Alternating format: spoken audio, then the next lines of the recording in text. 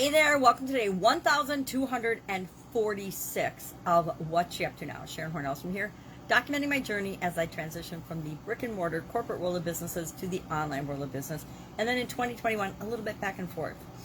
Decided that I didn't want to just stay solely online. A lot of my interests and a lot of what I think the world needs are offline businesses. So I'm dabbling back in those again because that's where most of my experience is anyway. And it's fun. I like to do things that are fun. So today,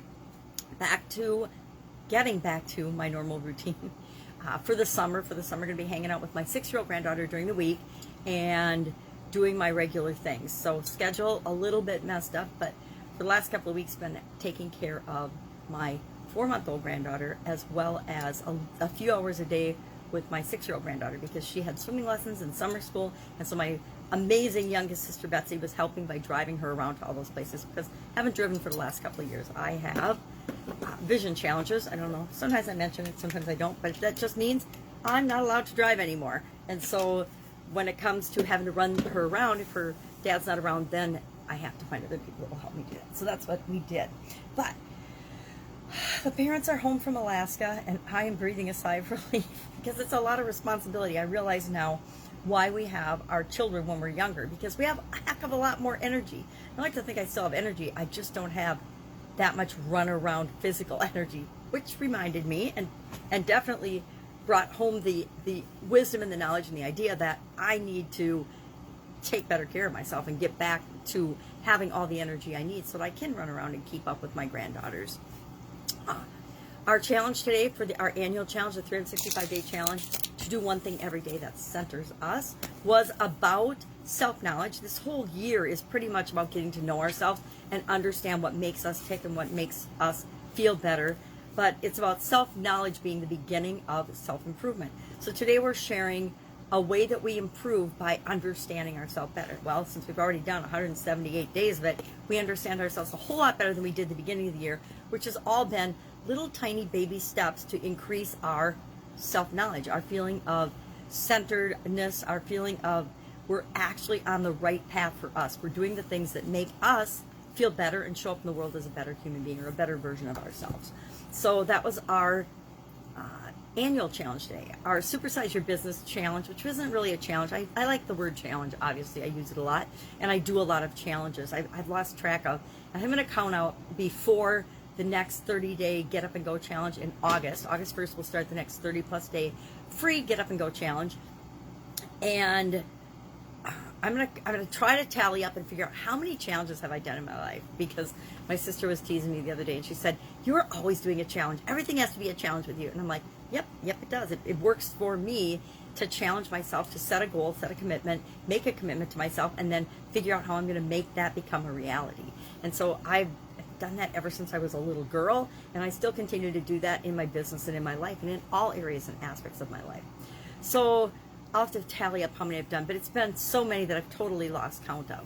Now, for Supersize Your Business, I share an idiom every day. An expression, an idiom is just an expression that means something different when the words are put together than when the words are taken individually. Now, today's was to balance the books, which is an accounting term. Actually dates back to the late 1500s, which I think is fascinating. But I guess people have always been doing checks and balances and accounting and adding up and tallying up their resources and their money, mostly their money back then. And all it is keeping score, keeping an eye on our current situation, our results. What do we have coming in? What do we have going out? What are our debits? What are our credits? What are our assets? What are our liabilities? And where are we in conjunction with those? Now, got me going down the rabbit hole, of course, which I tend to do, about balance and a balanced life. You know, there's the 7, and this year I'm doing 9 areas and aspects of my life, which I haven't talked about for, days now, at least a couple of weeks. Physical, mental, emotional, spiritual, financial, relationships, contribution, and then I added communication and confidence this year. Those areas and aspects of our life, we need to have not absolute balance. Balance to me doesn't mean that equal, doesn't mean everything is fair and every area and aspect of our life gets the equal amount of attention and resources. Now, I think attention is our number one personal resource, or energy, and I'm not putting the same amount over the last couple of weeks, especially. I'm not putting the same amount of emphasis or energy into my financial or my physical or probably my spiritual areas and aspects of my life while I was taking care of my granddaughter. I was mostly focused on relationships. So relationship was way out of balance versus the other areas and aspects of my life. Why? Because that's my priority. That was what it was important to me in any given moment. The point I try to make with everybody, and I learned this the hard way, was that we can't absolutely positively ignore for an extended period of time any area or aspect of our life, or it'll get our attention, or we'll find a way to get into trouble. The biggest one that I think, and I have found people ignore, is our physical well-being. And that is the one that will do the most to get your attention. If you don't pay attention to your health and your life and your well-being, it will get your attention at some point in your life. I don't know anyone that has just lived paying zero attention to their physical well-being that hasn't faced a challenge because of that. If you're not paying enough attention to any area or aspect of your life, something will happen, and you will pay attention to that. Whether it's your relationships, I wasn't paying enough attention to my relationships, and I'm divorced. I wasn't paying enough to my physical well-being and health, and I had a sudden cardiac arrest. And so we learn those lessons along the way. So that's what I'm working on. I have got to go gung-ho for the next couple of weeks to catch up on everything I didn't do the last couple of weeks, which is easy and possible for me, because guess what? I make my own schedule. I make my own balance. I create and do the things that I want to do. I participate in the things that I want. I set my own agenda, and that makes it possible for me to do things like say, I'm going to clear my schedule and hang out with my granddaughter, which how could you not do that? I mean, what an incredibly amazing experience I got because I said yes to something. Now, not all things will turn out that way, but this one happened to. I got to bond with my amazing little granddaughter, and nothing will change that we are buddies now, and she will know for the rest of her life that I am one of her people. I am her person. So that's what I've been working on. A whole lot of stuff coming down the pipe. Thinking about and working with some people on a summit, doing something with some writing, as well as a different approach to the Get Up and Go Challenge in August. August 1st, I've got a couple of things in the works for that. Of course, we'll do the 30-day Get Up and Go Challenge, which I've done. This will be number 8, I believe. 8 or 9, I think it's 8.